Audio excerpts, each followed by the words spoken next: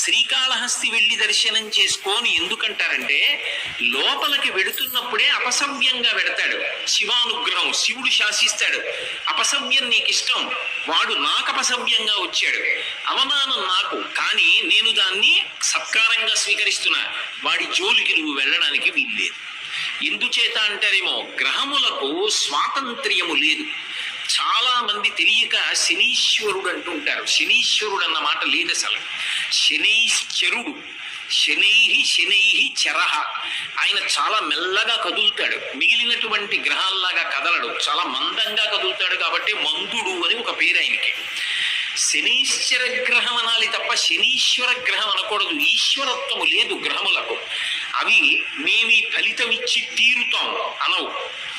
పరమశక్తివంతమైనటువంటి పరమశివుడు ఎక్కడున్నాడో ఆయన శాసనానికి అవి వశవర్తులవుతాయి. అవి వశవర్తులై ఆయన చెప్పిన మాట వింటాయి. నేను ఒకప్పుడు నా జీవితంలో ప్రత్యక్షంగా చూశా.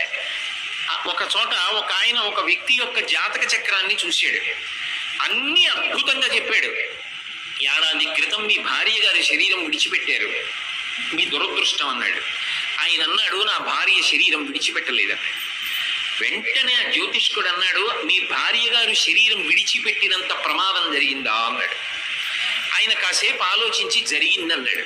నువ్వు శివభక్తుడివా అని అడిగాడు. అవును, మేము ఇంట్లో శివారాధన చేస్తాం. శివారాధన చేయడం అలవాటుగా చాలా తరాల నుంచి మీ ఇంట్లో ఉన్న కారణం చేత యథార్థమునకు శరీర పతనమైపోవలసిన నీ భార్య శరీరము పడలేదు, అంతవరకు తీసుకెళ్లి వదిలిపెట్టించేశాడు ఈశ్వరుడు. శివభక్తుడవు కనుక ఆయన అనుగ్రహము చేత గ్రహములు శాసింపబడ్డాయి, నీ భార్య బ్రతికిందన్నాడు. నేను అక్కడే ఉన్నాను. నిజంగా నేను ఆశ్చర్యపోయాను. ఎందుకంటే అతని జీవితంలో ఆ సమయంలో జరిగినది అతని భార్య వెళ్ళిపోవలసిన స్థితే నాకు తెలుసు. కానీ ఆమె బ్రతికింది. ఆమె బ్రతకడం వెనకాతల ఏ మర్మం ఉన్నదో వచ్చిన జ్యోతిష్కుడు చెప్పాడు. అంటే శివ శాసనము అంత గొప్పది. అంతటి శాసకుడైన వాడు అప్రదక్షిణాన్ని అంగీకరించడు. కానీ ఒక్క శ్రీకాళహస్తిలో మాత్రం అప్రదక్షిణాన్ని అనుగ్రహిస్తాడు.